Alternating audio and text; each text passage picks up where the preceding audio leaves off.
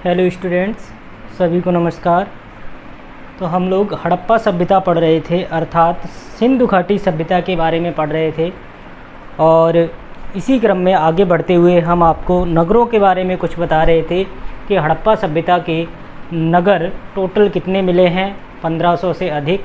प्रमुख नगर या मुख्य नगर कितने थे, 1052। और सर्वाधिक नगर हमें कहाँ से प्राप्त हुए हैं, तो वो गुजरात भारत से प्राप्त हुए हैं। ठीक है, इसी क्रम में हम आगे बढ़ते हैं और आपको बताते हैं कि सिंधु घाटी सभ्यता के जो नगर थे बेटा, इन्हें 3 भागों में विभाजित किया गया था, 3 भागों में डिवाइड किया गया था। पहला होता था बेटा केंद्रीय नगर, और केंद्रीय नगर के अंतर्गत 3 नगरों को शामिल किया गया था, हड़प्पा, मोहनजोदड़ो और धौलावीरा। इन 3 नगरों को बेटा सिंधु घाटी सभ्यता या हड़प्पा सभ्यता के केंद्रीय नगर, सेंट्रल टाउन्स बोला जाता था, केंद्रीय नगर बोला जाता था। और आप सभी अच्छी तरीके से जानते हैं कि स्टुअर्ट पिगट एक इतिहासकार हुए हैं। स्टुअर्ट पिगट ने क्या बताया बेटा, हड़प्पा और मोहनजोदड़ो को इस सभ्यता की जुड़वा राजधानी भी कहा है। Twins capital of Harappan civilisation is Harappa and Mohenjodaro. ठीक है बेटा, तो इतनी चीज़ आपको समझ में आई होगी। दूसरा बेटा क्या था, दूसरा होता है तटीय नगर, जिसे आप पत्तन भी बोल सकते हैं या बंदरगाह भी बोल सकते हैं। तो सिंधु घाटी सभ्यता में बेटा 2 बंदरगाह हुआ करते थे, एक का नाम था लोथल और दूसरा था सुतकोतदा। लोथल और सुतकोतदा यह दोनों के दोनों बेटा कहाँ स्थित थे, गुजरात में स्थित हैं। यह आपको अच्छी तरीके से पता होगा। ठीक है, और अन्य नगर तथा कस्बे, ठीक है, इन 3 भागों में प्रमुख रूप से क्या किया गया है, सैंधव सभ्यता के नगरों को विभाजित किया गया था।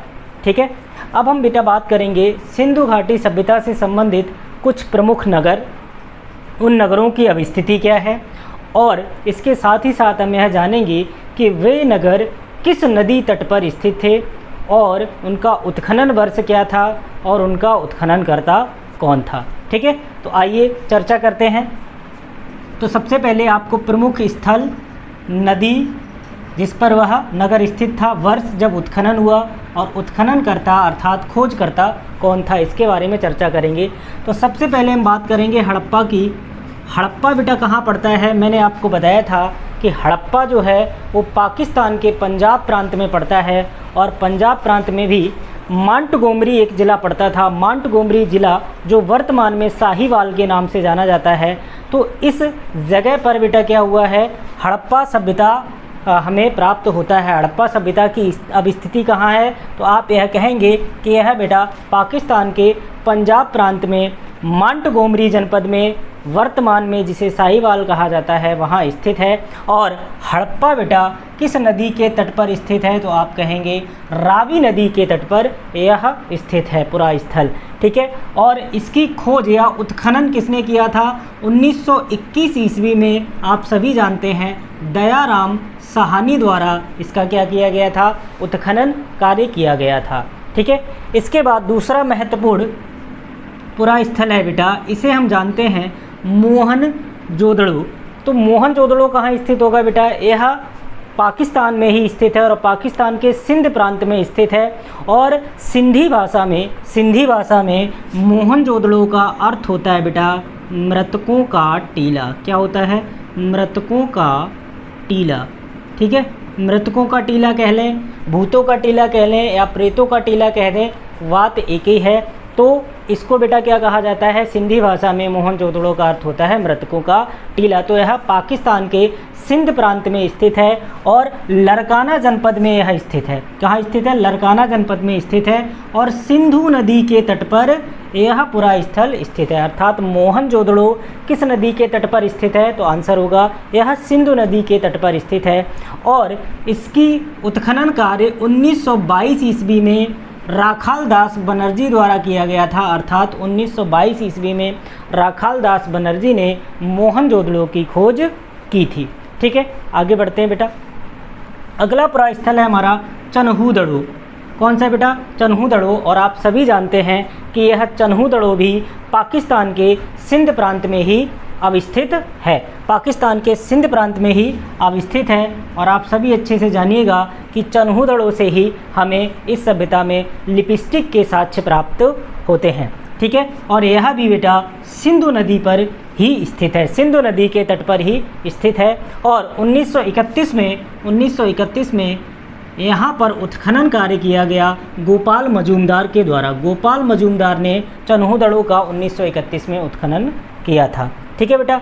इसके बाद हम बात करेंगे लोथल की। तो आप सभी जानते हैं कि लोथल भारत के गुजरात राज्य में स्थित है। लोथल कहाँ स्थित है? भारत के गुजरात राज्य में स्थित है। और अगर हम नदी की बात करें तो यह भोगवा नदी के तट पर अवस्थित है, यह भोगवा नदी के तट पर अवस्थित है। इसका उत्खनन कार्य 1957 ईस्वी में रंगनाथ राव के द्वारा किया गया था। कहाँ किया गया था? रंगनाथ राव के द्वारा किया गया था। और अभी जैसा कि मैंने बताया, लोथल एक प्रमुख नगर है इस सभ्यता का, क्योंकि यह तटीय नगर था, अर्थात बंदरगाह था। लोथल किसका बेटा? हड़प्पा सभ्यता का बंदरगाह हुआ करता था, ठीक है। आगे बढ़ते हैं बेटा। आलमगीरपुर की बात करें तो मैं बता चुका हूँ कि आलमगीरपुर बेटा कहाँ स्थित है? यह मेरठ उत्तर प्रदेश में अवस्थित है, उत्तर प्रदेश के मेरठ ज़िले में स्थित है। और साथ ही साथ आपको यह भी याद रखना है कि यह हड़प्पा सभ्यता का सबसे पूर्वी पुरास्थल भी है, ठीक है। आलमगीरपुर क्या है? हड़प्पा सभ्यता का सबसे पूर्वी पुरास्थल, जो कि मेरठ उत्तर प्रदेश में स्थित है और हिंडन नदी के तट पर स्थित है। किस नदी के तट पर स्थित है? हिंडन नदी के तट पर स्थित है। 1958 ईस्वी में यज्ञदत्त शर्मा द्वारा इसका उत्खनन कार्य किया गया था, ठीक है बेटा। आलमगीरपुर का उत्खनन कार्य किसने किया? वाई.डी. शर्मा अर्थात यज्ञदत्त शर्मा के द्वारा 1958 में इसका उत्खनन किया गया था। इसके बाद बेटा आता है रंगपुर। रंगपुर भी बेटा कहाँ स्थित है? तो आप सभी जानते हैं कि यह भी अहमदाबाद गुजरात में स्थित है, भारत के अहमदाबाद गुजरात में स्थित है रंगपुर। और रंगपुर किस नदी के तट पर स्थित है? तो आप यह कहेंगे कि यह मादर नदी के तट पर स्थित है, मादर नदी के तट पर स्थित है। और इसका उत्खनन कार्य भी बेटा किसने कराया था? रंगनाथ राव ने कराया था 53-54 में। 1953-54 में रंगनाथ राव द्वारा रंगपुर का क्या कराया गया था? उत्खनन। तो रंगपुर से रंगनाथ राव, आप ऐसे भी याद कर सकते हैं। रंगपुर का उत्खनन किसने कराया था? रंगनाथ राव के द्वारा कराया गया था। आइए आगे बढ़ते हैं बेटा। रोपड़ आप सभी जानते हैं, यह भारत के पंजाब में पड़ता है और इसका वर्तमान नाम बेटा क्या हो गया है? रूपनगर हो गया है। रोपड़ को ही का क्या कहा जाने लगा है? रूपनगर कहा जाने लगा है। तो रोपड़ पूछ ले या रूपनगर पूछ ले, तो यह सैंधवकालीन नगर जो है वो कहाँ स्थित है? भारत के पंजाब प्रांत में स्थित है। किस नदी के तट पर स्थित है? तो आप कहेंगे कि यह सतलज नदी के तट पर स्थित है। और इसका उत्खनन कार्य वाई.डी. शर्मा अर्थात यज्ञदत्त शर्मा द्वारा ही 1954-55 में किया गया था। 1954-55 में यज्ञदत्त शर्मा द्वारा क्या किया गया था? रोपड़ का उत्खनन कार्य किया गया था। और रोपड़ कहाँ स्थित है? तो भारत के पंजाब प्रांत में स्थित है। इसके बाद बात करेंगे बेटा कोट दीजी की बात करेंगे। तो आप सभी जानते हैं कि कोट दीजी जो है यह पाकिस्तान में स्थित है और पाकिस्तान में भी सिंध प्रांत में स्थित है। और सिंध प्रांत में स्थित होने के कारण यह बेटा किस नदी के तट पर होगा? तो आंसर होगा यह सिंधु नदी के तट पर है। और इसका उत्खनन कार्य 1955 ईस्वी में फजल अहमद द्वारा कराया गया था। फजल अहमद महोदय द्वारा 1955 ईस्वी में कोट दीजी का उत्खनन कार्य कराया गया था। आइए आगे बढ़ते हैं। कालीबंगा आप सभी जानते हैं, यह भारत के राजस्थान में स्थित है, भारत के राजस्थान में स्थित है कालीबंगा। और कालीबंगा का शाब्दिक अर्थ ही होता है बेटा काले रंग की चूड़ियाँ, काले रंग की चूड़ियाँ। इसका शाब्दिक अर्थ क्या होता है?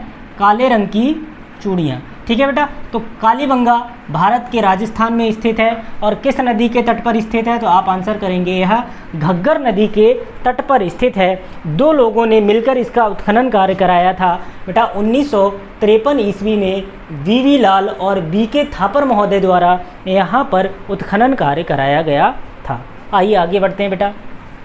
सुत कांगेडोर की अगर हम बात करें बेटा, तो सुत कांगेडोर आप सभी जानते हैं कि यह पाकिस्तान में स्थित है और पाकिस्तान के बलूचिस्तान में स्थित है, ठीक है बेटा, बलूचिस्तान में स्थित है। और आप इतना भी जानते हैं कि यही बेटा इस सभ्यता का सबसे पश्चिमी पुरा स्थल कौन सा था? सुतकांगेडोर, जो कहाँ स्थित है?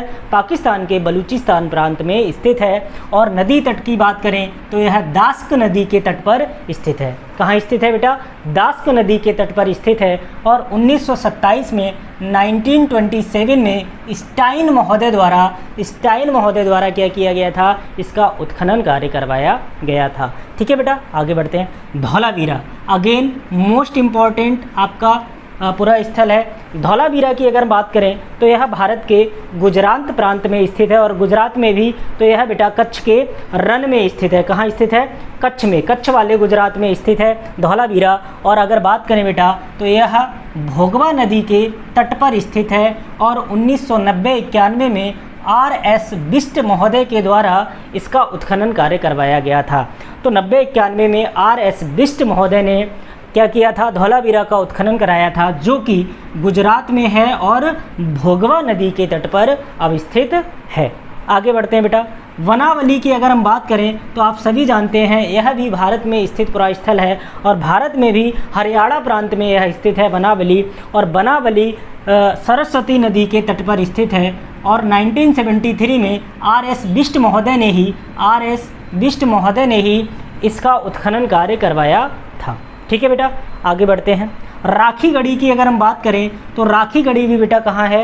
भारत में ही पड़ता है। और भारत में कहाँ पड़ता है? तो आप कहेंगे हरियाणा प्रांत के हिसार जनपद में राखीगढ़ी पड़ता है। और राखीगढ़ी बेटा किस नदी के तट पर स्थित है? घग्गर नदी के तट पर स्थित है। घग्गर नदी के तट पर स्थित है। 1990 में क्या किया गया था?